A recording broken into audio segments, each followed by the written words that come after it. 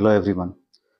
Last class में हमने overall cell का जो कॉम्पोजिशन होता है उसके जो सेल है या फिर सेल के ऑर्गेनेल हैं वो बेसिकली किस चीज़ के बने होते हैं ये हमने देखा था। उसमें हमने देखा था कि वाटर होता है लगभग 60 टू 70 टू 80% वाटर होता है, कार्बोहाइड्रेट होता है, फैट होता है, प्रोटीन होता है और आयंस होता है। आज के वीडियो में हम जो सेल ऑर्गेनेल्स है या सेल का जो बेसिक स्ट्रक्चर है उसके बारे में थोड़ा समझेंगे कि उसमें सेल में क्या क्या चीज़ें पाई जाती हैं। तो उसके पहले हमको एक चीज़ जानना ज़रूरी है कि हमारे जो सेल हैं, उसमें हम सबको पता है कि अगर ये एक सेल का स्ट्रक्चर है, तो इसके अंदर में न्यूक्लियस होंगे और भी सेलुलर ऑर्गेनेल है जैसे कि एंडोप्लाज्मिक रेटिकुलम है, लाइसोसोम है, माइटोकॉन्ड्रिया है, गोल्गी अपैरेटस है, एसेट्रा बहुत सारे सेल ऑर्गेनेल हैं। लेकिन इन सब सेल को एक दूसरे से अलग करने के लिए या इन जो सेल ऑर्गेनेल है उनको आपस में ये ना मिले इसके लिए क्या होता है, सेल के या फिर ऑर्गेनेल के ऊपर एक मेम्ब्रेनस स्ट्रक्चर पाया जाता है जो इस सेल के जितने ऑर्गेनेल है इसके कंपार्टमेंट को एक दूसरे से अलग रखते हैं। उस मेम्ब्रेन को हम अ, कैसे कहते हैं, जैसे अगर सेल के ऊपर का है तो उसको सेल मेम्ब्रेन कहेंगे, न्यूक्लियस के ऊपर है तो उसको न्यूक्लियर मेम्ब्रेन कहेंगे, इंडोप्लाज्मिक रेटिकुलम का मेम्ब्रेन है तो मेम्ब्रेन ऑफ इंडोप्लाज्मिक रेटिकुलम कहेंगे। तो ये सारे जो मेम्ब्रेन होते हैं डिफरेंट ऑर्गेनेल के ऊपर में, उनका मेन काम होता है सेल के एक कंपार्टमेंट को दूसरे कंपार्टमेंट से अलग रखना। और ऑलमोस्ट इन सभी मेम्ब्रेन का स्ट्रक्चर मोर और लेस लगभग सेम होता है जिससे वो अपने कामों को कर सके। तो आज के वीडियो में हम मेनली जो हमारा सेल मेम्ब्रेन है उसका स्ट्रक्चर को हम लोग देखेंगे कि वो क्या होता है। ओके,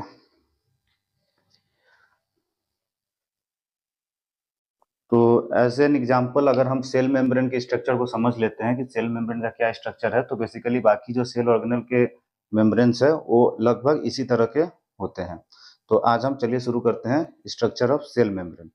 तो हमारा जो सेल मेम्ब्रेन है वो थिन इलास्टिक स्ट्रक्चर होता है और जनरली 7.5 से 10 नैनोमीटर उसका थिकनेस होता है, यानी कि काफी एक पतला मेम्ब्रेनस कवरिंग है जो सेल के चारों तरफ होता है। इसका दूसरा नाम क्या है? इसका दूसरा नाम होता है, सेल मेम्ब्रेन का दूसरा नाम है प्लाज्मा मेम्ब्रेन।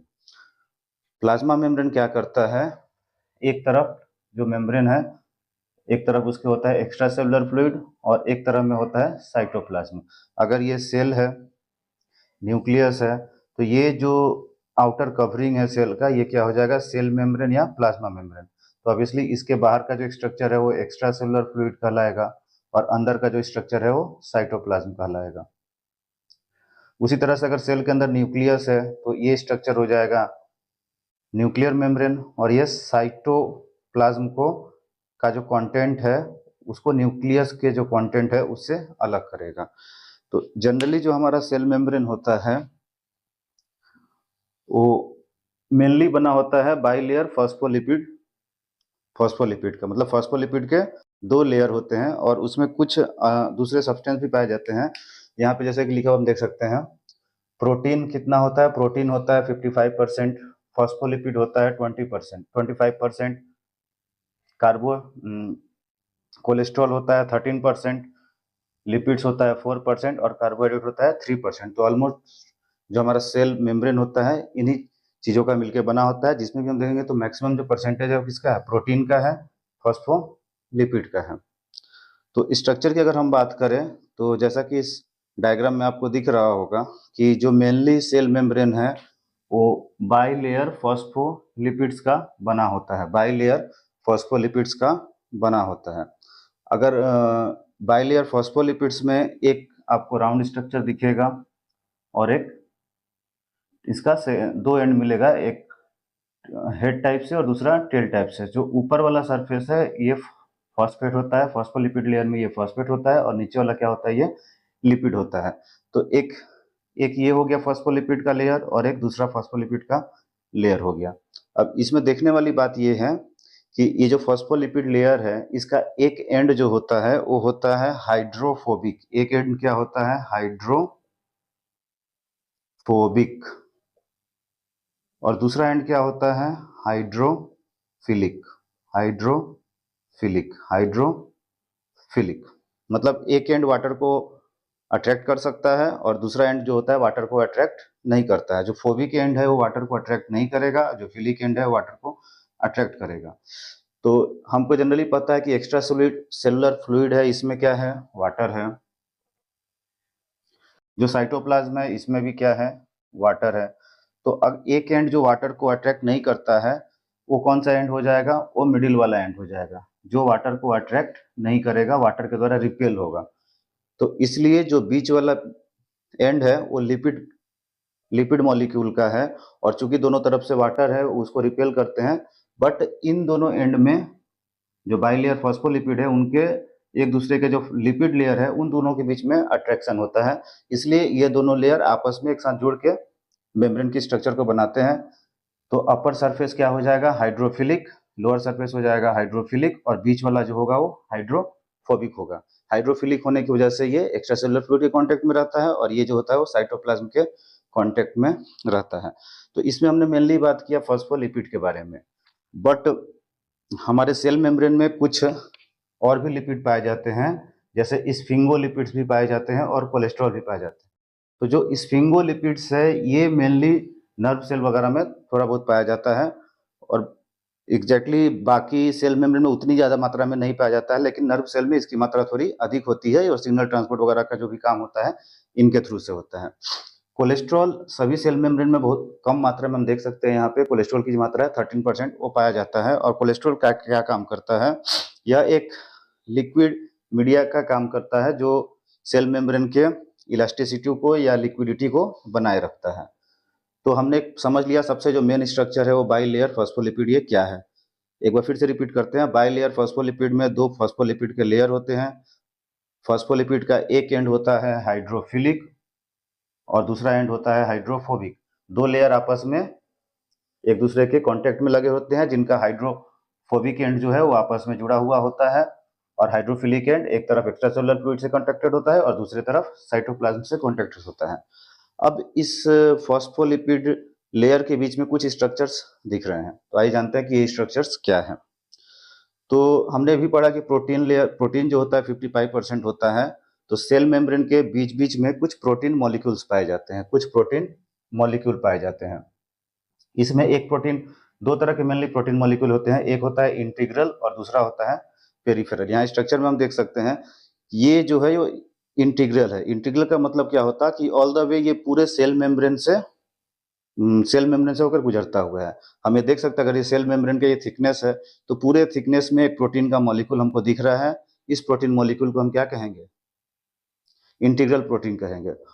और इसी प्रोटीन मॉलिक्यूल के, इंटीग्रल प्रोटीन मॉलिक्यूल के एंड में एक दूसरा प्रोटीन मॉलिक्यूल लगा हुआ है, इसका नाम है पेरिफेरल मॉलिक्यूल। इसका नाम क्या है, पेरिफेरल मॉलिक्यूल। अब आते हैं थोड़े इनके फंक्शन के बारे में कि इंटीग्रल प्रोटीन का क्या काम है और पेरिफेरल प्रोटीन का काम क्या है।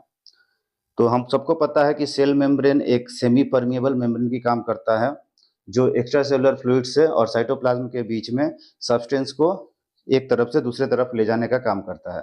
तो हमारा जो इंटीग्रल प्रोटीन है ये डिफरेंट वे में काम कर सकता है, जैसे कि ये वाटर सोलुबल सब्सटेंस को सेल के बाहर से अंदर, अंदर से बाहर ले जाने में काम करता है। कुछ चैनल्स होते हैं, इस जो इंटीग्रल प्रोटीन है इसमें कुछ चैनल प्रोटीन होते हैं, तो वो चैनल का काम करता है दूसरे सब्सटेंस को एक तरफ से दूसरे तरफ में लाने के लिए। कुछ लाइगेटेड स्ट्रक्चर होता है प्रोटीन का, कुछ रिसेप्टर्स होते हैं जिसके थ्रू क्या होता है, सब्सटेंस एक सरफेस से एक्स्ट्रासेलुलर फ्लूइड से इंट्रासेलुलर फ्लूइड में या इंट्रासेलुलर फ्लूइड से एक्स्ट्रासेलुलर फ्लूइड में ट्रांसफॉर्म होते हैं।